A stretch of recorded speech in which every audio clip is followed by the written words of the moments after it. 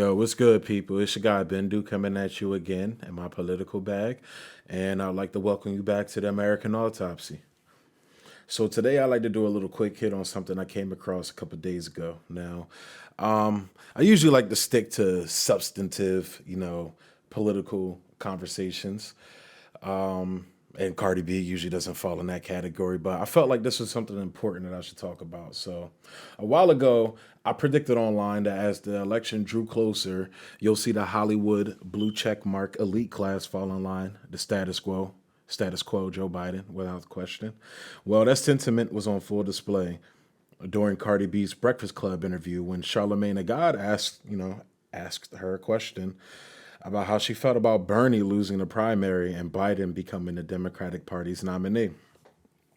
Now, just a little background. Cardi B is someone who openly supported Bernie during the primary, citing his progressive policies as her reasoning, and even teaming up with him on some, political educational videos, as they called it, for the Sanders 2020 campaign. So it's expected she must have been disappointed with the primary's outcome, like a lot of Sanders supporters were. Well, from how it appears in this Breakfast Club interview, she's obviously not allowed to voice that disappointment publicly. So here, take a look. You feel now that your guy's not he didn't become the Democratic nominee. Bernie Sanders didn't become it, so we stuck with Biden. I'm a little salty, but I'm okay. I spoke to Joe Biden. He called you? Yeah. Who telling you not to say that? Don't listen to them, Marty. Don't listen to them. We having a conversation. Don't listen to them people saying don't talk about it. Well, you know what I'm saying? I know him. What did he call you and say? No, what I'm saying is that I know him. You know what I'm saying? And I always felt like Biden, he balanced Obama because I feel like he was like conservative. Mm-hmm. And that's what swayed like the conservative. They're centrist. They're moderates. They're in the middle. Yeah, they're like in the middle, right?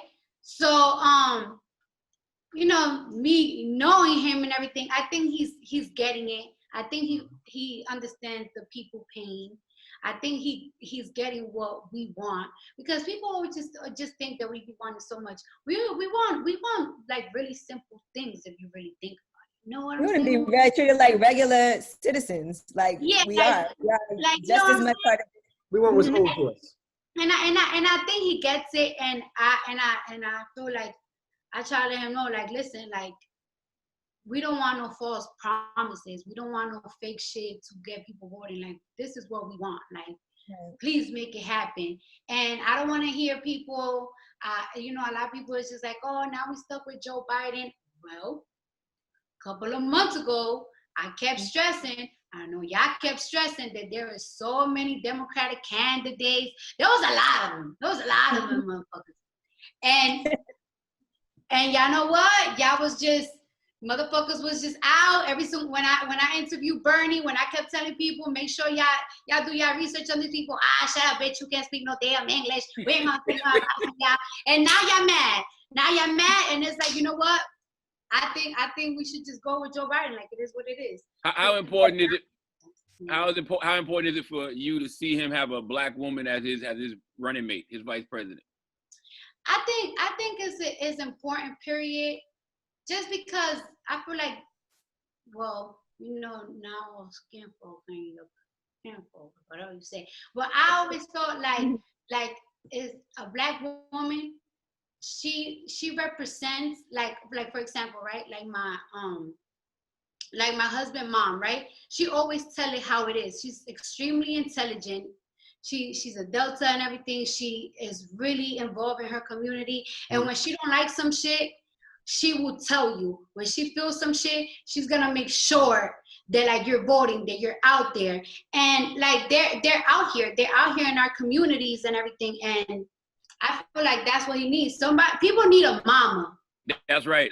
Exactly. People need a mama. Like people need to tell you like, yo, this ain't it. And they're the ones that always tell you like, this ain't it. Listen, you wrong. I don't care what you think it. I don't think what it is. You think what it is. It ain't. Yeah, People need that. let me tell you, Offset mom. Wow. That was so fucking weird. Like, it looked like Joe Biden himself was off camera holding a gun at her, then forgot where he was and went to the fridge to make a sandwich. I forgot where he was again. But all jokes aside, though, that was just cringy and noticeable as fuck.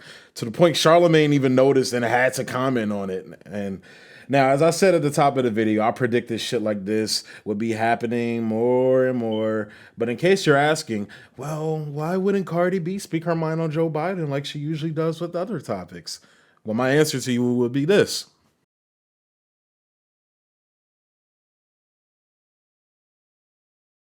Now, I bet you're wondering, why are you pulling up, her representation and management? What does that have to do with this? Well, this. The fact that Joe Biden and his wife are signed to the same talent agency. So I doubt that her unwillingness to critique Joe Biden comes from her newfound respect for him, as she says. And what bothered me even more is that she goes on to gaslight in the laziest way possible, saying Joe Biden understands the pain of the people in these difficult times.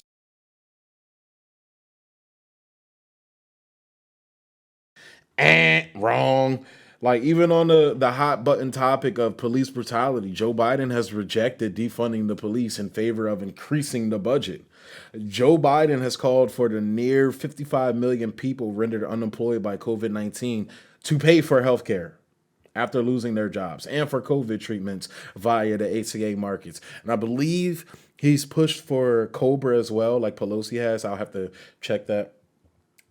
And scolds African Americans who don't vote for him as not being black while still defending the crime bill. You ain't black. But she even goes on to subtly point out the fact people miss of Biden's history of being a centrist and more Republican than Democrat, which is a point I've made numerous times, and not just about Biden, but the corporate Democrats as a whole. And the whole bit of her saying Biden balanced out Obama, it's a bullshit talking point I've heard numerous times to uphold the myth of Obama being this progressive president.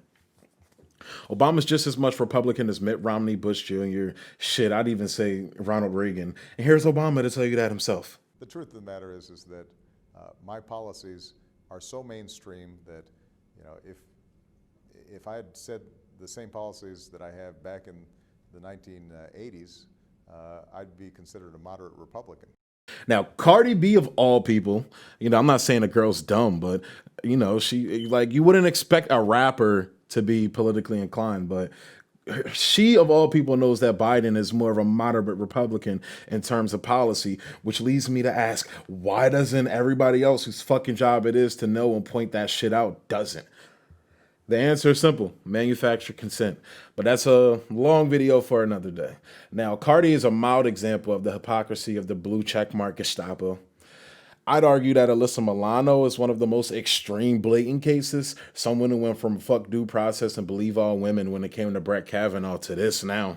I believe that even though we should believe women, and that is an important thing, and what that statement really means is, like, for so long the go-to has been not to believe them. So really we have to sort of societally change that mindset to believing women, but that does not mean at the expense of not, giving men their due process and investigating situations. I like that. And giving, it's got to be fair in both directions. Huh. Funny how due process is a thing when it comes to Joe Biden, but not Brett Kavanaugh. Like, the hypocrisy is so blatant and the defense is so obviously lazy. But what can you expect when Alyssa Milano's husband is a top agent at CAA and she herself is with the Hollywood agency as well? She has a nerve to say to criticize Bernie Sanders for being intellectually bankrupt for not dropping out and uniting the party, as she does here. Which isn't true at all, because Bernie Sanders is a pawn and cuck of the Democratic Party establishment, just like Milano herself and the rest of the blue checkmark Hollywood brigade, and fucking the squad and AOC, all of them. So in closing, my feeling is that this blatant hypocrisy won't stop anytime soon. Not until the neoliberal agenda claims a victory in the battle for the White House this November, even at the expense of consistency and basic logic, like not voting for a guy with obvious cognitive decline to the highest office of power in the world. But unfortunately, with the current political climate today, that's a tall order to ask for. And if you do, get ready to be blasted as everything from a Russian puppet to a racist and a sexist. We're fucked. So, yeah, I just wanted to share that with y'all today and talk about, just the blatant hypocrisy of all this, man. Like, it's something that I'll point out, but I figured I'd make a YouTube video about it instead of hopping online and everything. So, thanks for tuning in. Hop in the comments section. Let me know what y'all think. That's what I want to know. That's why I started this page, to hear what y'all think. So let me know what y'all think. Go on to American Autopsy Twitter, at me there, talk to me there. If you think I'm wrong, if you think I'm right, talk to me. And yeah, thanks for tuning in. Peace. Be easy.